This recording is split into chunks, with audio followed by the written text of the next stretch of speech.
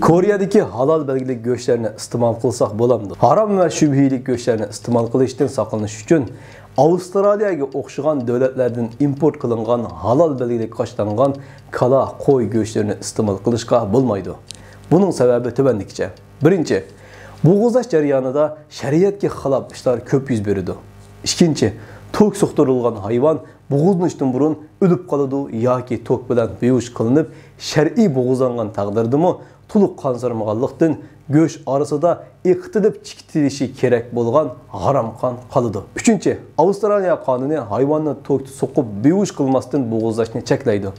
Bo'g'izlashdan burun tok yoki tapanchalarda o'ldirilganlarning go'shti aniq harom. To'rtinchi, ko'pincha davlatlar musulmonlarga go'sht setishda halollik guvohnomasi qo'llanadi.